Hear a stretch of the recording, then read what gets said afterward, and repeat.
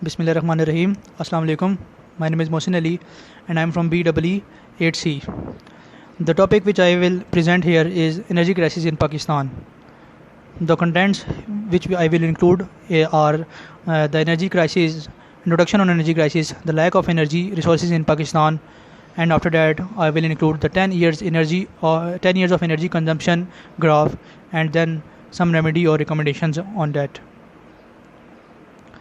First of all, what is energy crisis? An energy crisis is a great shortfall in the supply of energy resources to an economy. It usually refers to the shortage of oil and additionally to electricity or other natural resources.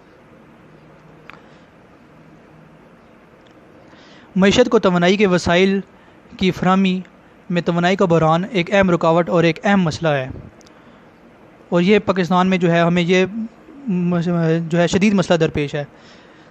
ज़्यादातर तवानाई का बहरान मुकामी किल्लत, जंगों और बाज़ार में हेरा फेरी या चोरी चकारी की वजह से हमें ये मसला दरपेश आता है।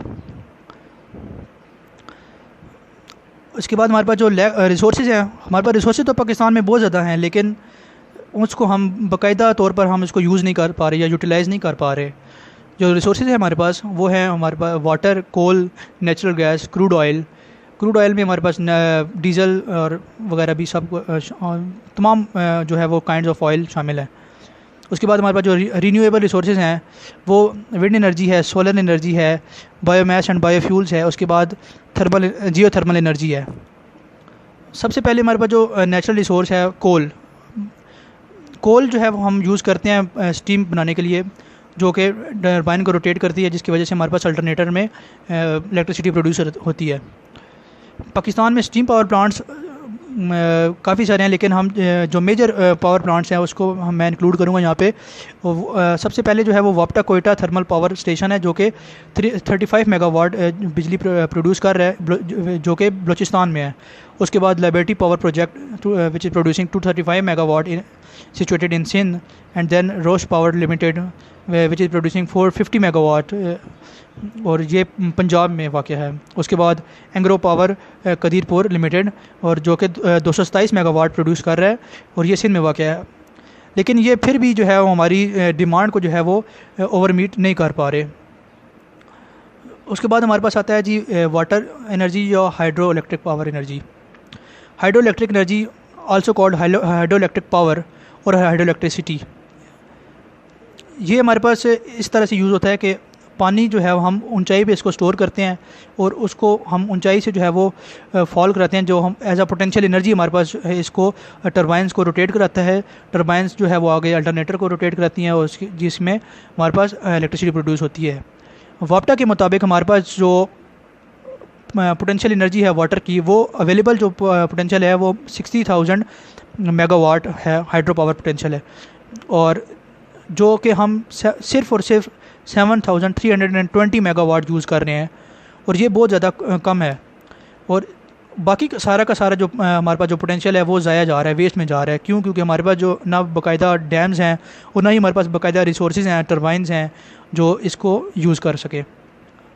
उसके बाद हमारे पास आता है सोलर एनर्जी।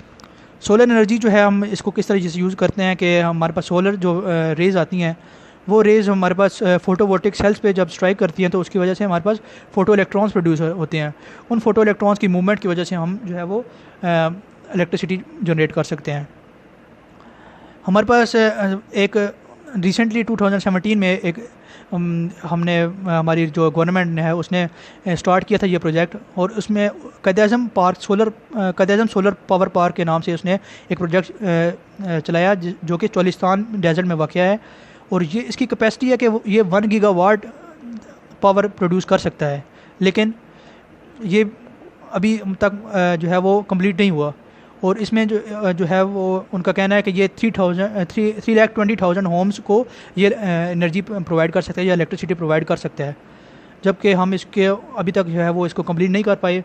दुआ गो हैं कि इसको कंप्लीट किया जा सके। एंड इसके बाद हमारे पास आता है जी 10 years of energy consumption graph.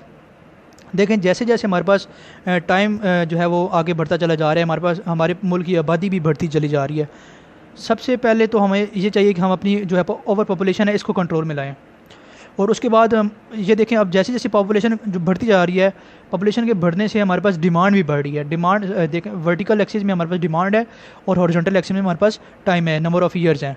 अब देखें जैसे 2007 से लेके 2025 तक ये हमारे पास एक्सपेक्टेड है कि हमारे पास इतना ज़्यादा डिफरेंस आ जाएगा सप्लाई और डिमांड में, कि डिमांड हमारे पास बढ़ती चली जाएगी और हमारे पास सप्लाई जो है वो कम होती जाएगी। क्यों? क्योंकि हमारे पास पॉपुलेशन बढ़ती चली जा रही है। तो इसके रिकमेंडेशन या रेमेडी ये है कि आप सबसे पहले हमें ये करना चाहिए कि हम कोल जो है वो ज़्यादा से ज़्यादा हम यूटिलाइज़ करें, ताकि हम उसके कोल बेस्ड पावर हाउसेज हम जनरेट करें, जिसमें हम ज़्यादा से ज़्यादा मेगावाट्स और गीगावाट्स में हम इलेक्ट्रिसिटी प्रोड्यूस करें। उसके अलावा जो दूसरी रेमेडी है, जो दूसरी रिकमेंडेशन है वो ये है कि हम ज़्यादा से ज़्यादा अपने मुल्क में जो कोल, ऑयल और नेचुरल गैस को एक्सप्लोर करें। क्यों?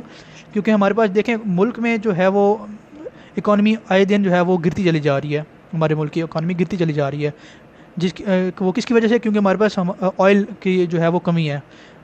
ऑयल जो है वो जितना ज़्यादा हम अपने ही मुल्क में जो है वो एक्सप्लोर करेंगे, उतना ज़्यादा हमारी इकॉनमी जो है वो बेहतर होगी। इकॉनमी बेहतर होगी तो हमारे जो है वो रिसोर्सेज हम ख़रीद सकेंगे बाहर मुल्क से, रिसोर्सेज जो कि टर्बाइंस हैं और डिफरेंट टर्बाइंस और माइंस को जो है वो निकालने की जो इंस्ट्रूमेंट्स यूज़ होते हैं वो हम यूज़ कर सकेंगे। उसके बाद हमारे पास एक नेक्स्ट रेमेडी है, वो ये है कि हम इंडिपेंडेंट पावर प्रोजेक्ट्स हम स्टार्ट करें, जो कि इंडिपेंडेंट पावर प्रोजेक्ट्स हम स्टार्ट करें, जिसमें हमारे पास ये होगा कि जो हमारे पास डिफरेंट एरियाज़ होंगे वो इंडिपेंडेंटली अपने ऊपर जो अपने ओन जो है वो एनर्जी प्रोड्यूस करेंगे और वो ख़ुद ही यूटिलाइज़ करेंगे उसको, और ये जो है वो दूसरे वापडा पे या किसी और पावर सप्लाई कंपनी पे डिपेंडेंट नहीं होगी। तो ये एक हमारे पास अहम जो है वो एक पॉइंट है कि हम इंडिपेंडेंट पावर प्रोजेक्ट्स स्टार्ट करें। और उसके बाद हमारे पास एक और रेमेडी यही है कि जो मैंने पहले बयान की, कि हम अपनी पॉपुलेशन को जो है वो कंट्रोल में लाएं, अपनी पॉपुलेशन को कंट्रोल में करें। That's all, thank you so much.